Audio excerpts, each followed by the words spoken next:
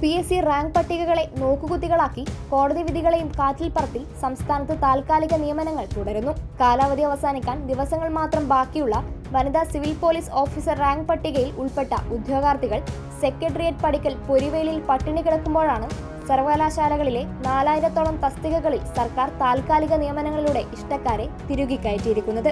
April 19-നാണ് വനിതാ CPO rank ലിസ്റ്റിന്റെ കാലാവധി അവസാനിക്കുന്നത്.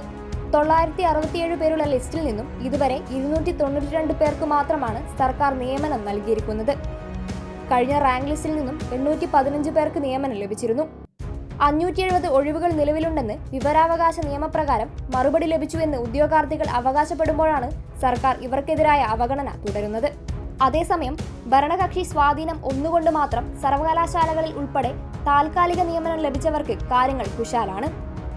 30,000 രൂപ മുതലാണ് ഇവരുടെ പ്രതിമാസ ശമ്പളം. സർവകലാശാലകളിലെ അനധ്യാപക നിയമനം 2014-ൽ തന്നെ PSCക്ക് വിട്ടതാണെങ്കിലും സ്പെഷ്യൽ ചട്ടം ഭേദഗതി ചെയ്യാതെ PSC നിയമനങ്ങൾ അട്ടിമറിക്കുന്ന നടപടിക്കാണ് സർക്കാർ കളമൊരുക്കിയിരിക്കുന്നത്. ബിരുദവും ബിരുദാനന്തര ബിരുദവും ഉൾപ്പെടെയുള്ള അധിക യോഗ്യതകളുമായി കഷ്ടപ്പെട്ട് പഠിച്ച് എഴുത്തു പരീക്ഷയും മെഡിക്കലും ഫിസിക്കലും PCCയും ഉൾപ്പെടെ പാസ്സായവർ അർഹതപ്പെട്ട വെറുമൊരു കോൺസ്റ്റബിൾ പണിക്കായി പൊരിവെയിലത്ത് നടുറോഡിൽ കൈവെള്ളയിൽ കർപ്പൂരം കത്തിച്ചും ഉപ്പുകല്ലിൽ മുട്ടിലിഴഞ്ഞും സമരം ചെയ്യുമ്പോഴാണ് പാർട്ടി അനുഭാവികൾക്കും ഭാര്യമാർക്കും സർവകലാശാലകളിൽ അനൗദ്യോഗിക സ്ഥിര നിയമനം.